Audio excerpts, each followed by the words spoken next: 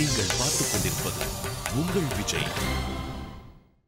வியாசம் வசிஷ்ட நப்தாரம் சக்தே பௌத்திரமகல்மஷம் பராசராத்மஜம் வந்தே சுகதாதம் தபோநிதிம். சுகாச்சாரியருடைய தந்தையான வேதவியாசர் மகாபாரதத்தை கொடுத்துள்ளார். அதில் உள்ள தர்மங்களை நாம் பார்த்து கொண்டு வருகிறோம். கடந்த 2-3 நாட்களாக குணம், பணம் ஆகியவற்றை ஒப்பிட்டு கூறி வருகிறார். பகவானிடத்திலே குணமும் நிரம்ப உள்ளது. சொத்து ஜகத்தே அவனுடைய சொத்தாக உள்ளது. ஆனாலும் அவனுடைய குணத்தை எதிர்பார்த்து நாம் இருக்கிறோமே தவிர அவனுடைய சொத்து எது என்று நாம் கணக்கு பார்ப்பதில்லை. எத்தனை சொத்து அவரிடத்தில் இருந்தாலும் அதை கொடுப்பதற்குண்டான மனம் இருந்தால்தானே கொடுப்பார்.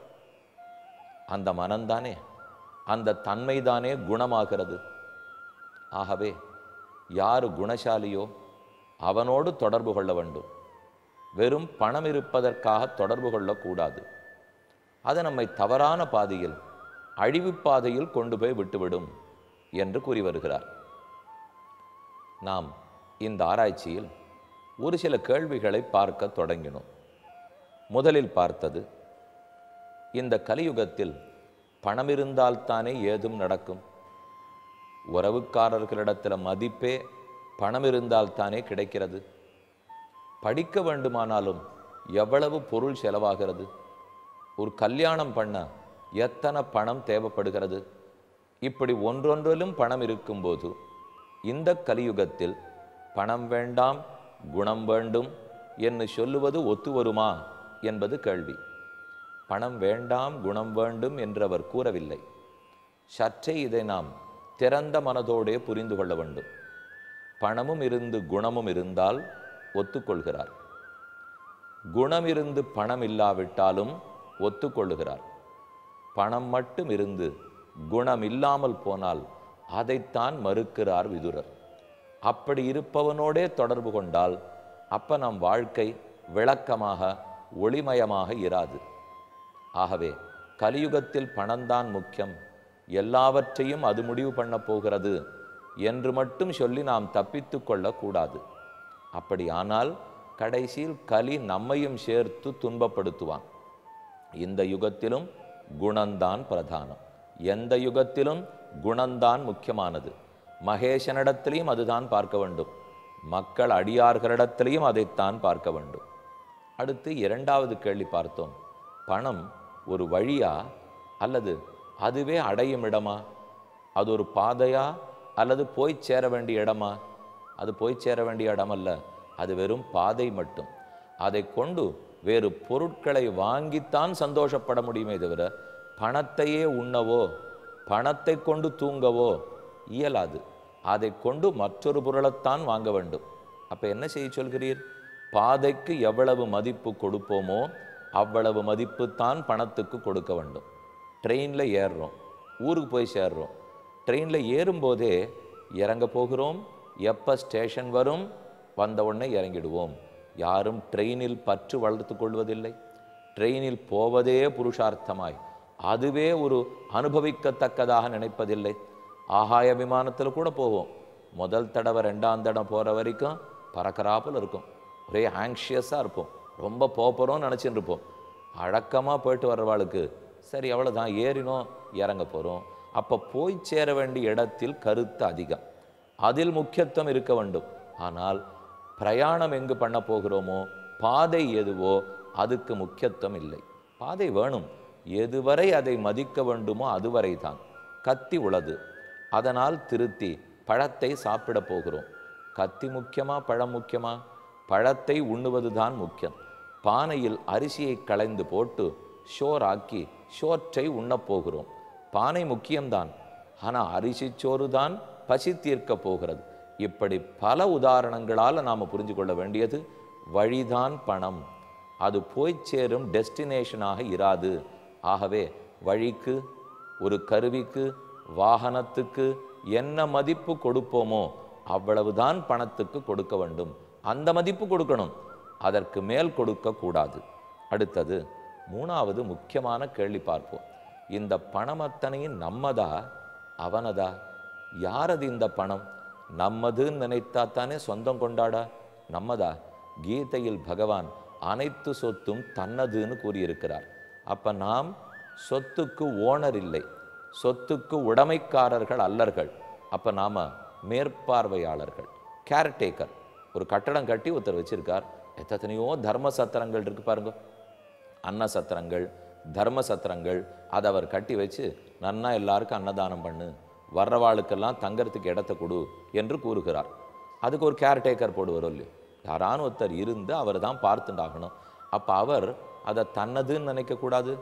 தர்மம் பண்ணுவதற்காக ஒரு பிரபு கொடுத்துருக்கார், ஒரு தார்மிகர் கொடுத்துருக்கார். நாம் அதை ஜாகிரதையாக தர்மத்துக்கு செலவழிக்கணும் என்று தானே இந்த கேர்டேக்கர் நினச்சிப்பார். தன்னுதுன்னு அவர் கிளைம் பண்ணுவாரா? அதே போல இந்த பணத்தை பெருமான் நம்மிடத்தில் கொடுத்து வைத்திருக்கிறார். சதுபயோகப்படுத்துவதற்காக, நல்வழியில் செலவிடுவதற்காக கொடுத்திருக்கிறாரே தவிர அந்த செலவு ஒழுங்கா நாம் பண்ணலேன்னு தெரிஞ்சா அந்த செலவே பண்ணக்கூடாது. ஒரு பணம் நம்ம கையில் கொடுக்குறார் ஒருத்தர், அதை செலவழிங்கோங்கிறார். அதை ஒழுங்காக நான் செலவழிப்பேன்னு தெரிஞ்சால் தான் வாங்கணும். முடியாதுன்னு தெரிஞ்சதுன்னா சாமி எப்படி செலவழிக்கணும்னு எனக்கு தெரியல, நீரே வைத்து கொள்ளலாம். ஏன்னா வாங்கி நம்ம சேமிச்சுக்கணும்னு நினச்சோன்னு வச்சுங்க, அப்புறம் அதோட நமக்கு ஒரு பற்று வரும், நம்மதுங்கிற தூண்டுதல் வரும், தப்பாக செலவழிக்க தோண்டும். ஆகவே இந்த பொருள் அனைத்து நம்மதல்ல, எல்லாம் இறைவனது. வீடோ வாசலோ மொத்தம், நிலபுலம் மொத்தம் அவனது. நம்ம அந்த இடத்துல குடுத்தனத்துக்கு இருக்க சொல்லியிருக்கார். குடுத்தனக்காரர்கள்ங்கிற எண்ணத்தோட வாழணுமே தவிர சொந்தக்காரர்கள்ங்கிற எண்ணத்தோட வாழக்கூடாது. ஓனர் இல்லை, கேர்டேக்கர்.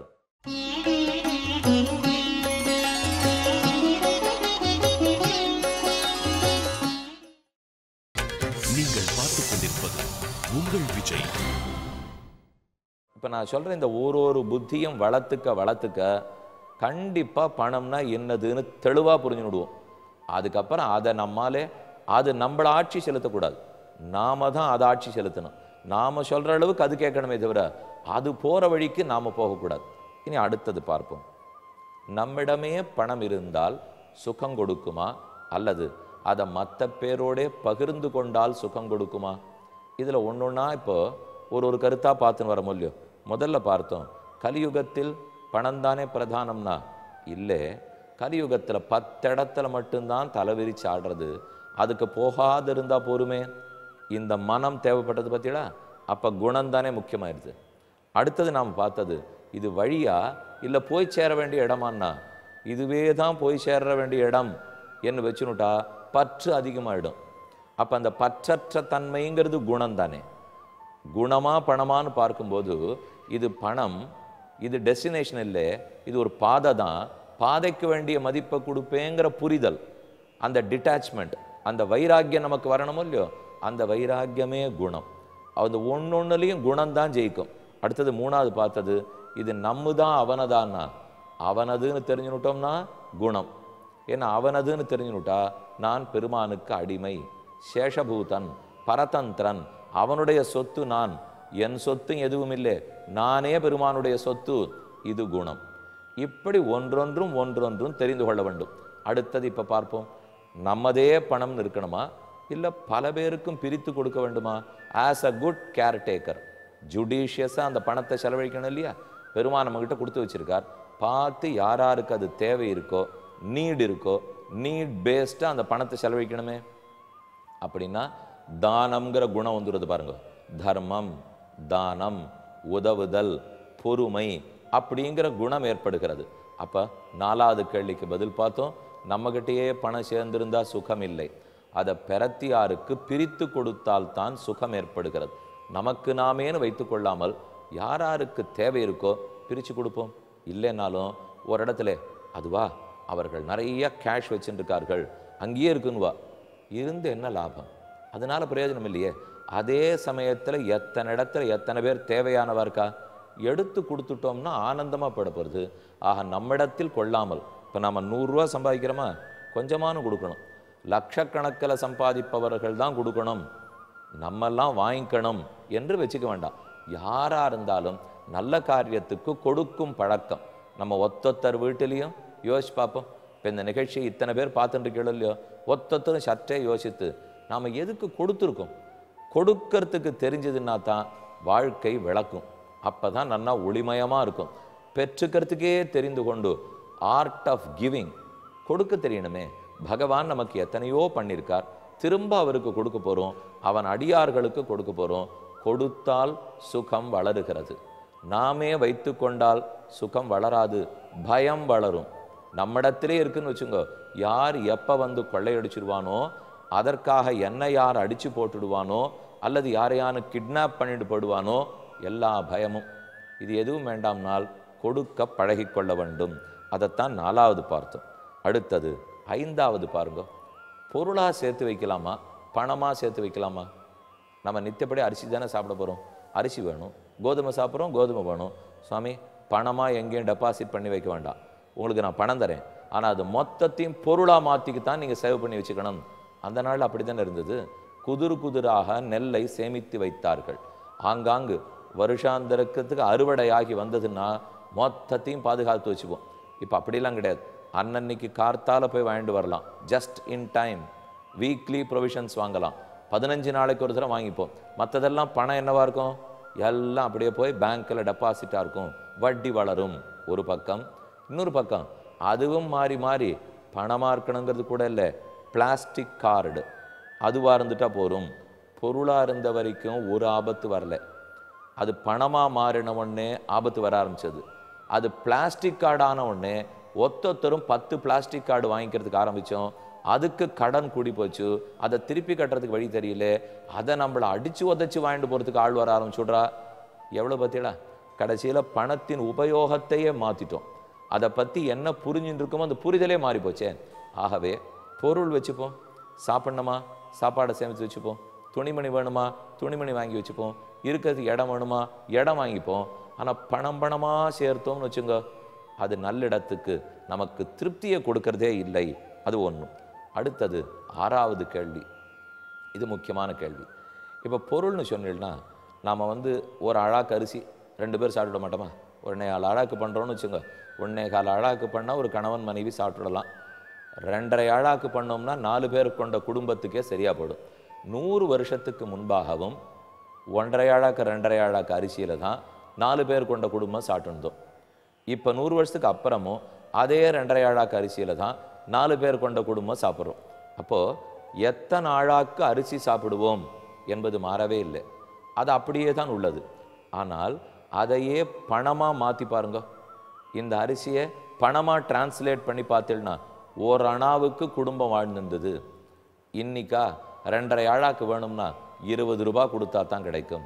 அப்போ ஒரு அணாவுக்கு அன்றைக்கி சாப்பிட்டுருந்தேன், 20 ரூபாய்க்கு இன்றைக்கி சாப்பிட்றேன். ஏதான உபயோகம் இருக்கா பாருங்கள் இந்த பேச்சில்? அன்றைக்கும் 2 அழாக்கு தான் சாப்பிட்டேன், இன்றைக்கும் 2 அழாக்கு சாப்பிட்றேன், அதில் மாறுதலே இல்லை. ஆனால் அன்றைக்கி ஒரு அணாவுக்கு சாப்பிட்டேன், இன்றைக்கி 20 ரூபாய்க்கு சாப்பிட்றேன்.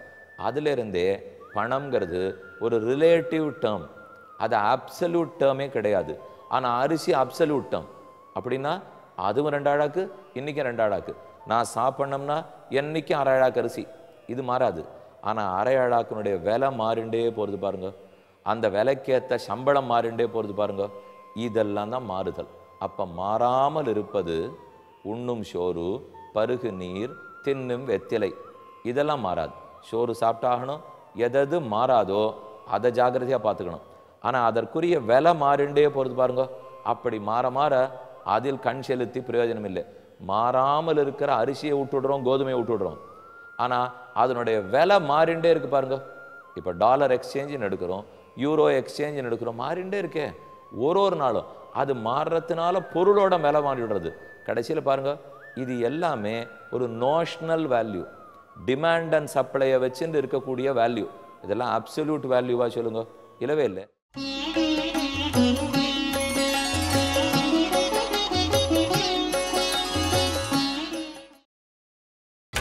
நீங்கள் பார்த்துக் கொண்டிருப்பது உங்கள் விஜய்.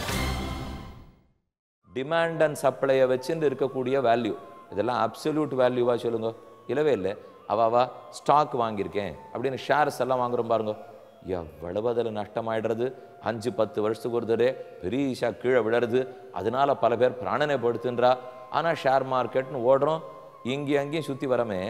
அதில் இருக்கிற பணம்ங்கிறது உண்மையில் பணமா? உலகத்திலே யாரெல்லாம் கோட்டீஸ்வராள்னு லிஸ்ட்டு போடுறா பாருங்க, ஃபஸ்ட்டு 100 ரிச் பீப்புள் அப்படின்னு லிஸ்ட்டு வரும். இவர் தான் முதல் பணக்காரர், 2ஆம் பணக்காரர், 10ஆம் பணக்காரர். அவருடைய பணம் எல்லாமே அநேகமாக ஷேர் வேல்யூவை பொறுத்தது.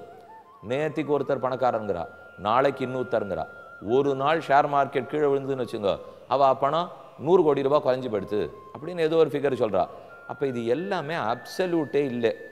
எல்லாம் மணி இந்த மிரர்னு சொல்லுவா. கண்ணாடியில் பார்த்தா நம்ம பிரதிபிம்பம் தெரியுது பாருங்க, அதை போல தான் நாம் நகர்ந்தா அதுவும் நகர்ந்து போயிடும். அதை போல் கொஞ்சம் ஏதானு மாறித்துன்னா அதுவும் மாறிப்படுறதே.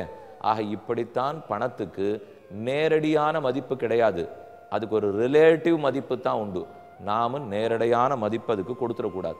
கடைசியாக ஒரு கேள்வி, பழங்காலத்திலிருந்து இன்னைய காலம் வரை பணத்தால் எது கெட்டிருக்குன்னு கதையை படிப்போம். அதே சமயத்தில் பணத்தை நல்ல விதத்தில் உபயோகப்படுத்தினா எவ்வளவு நல்லது நடந்திருக்குங்கிற கதையும் படிப்போம். படிச்சோன்னா தெரிஞ்சு போயிடும் இல்லையா?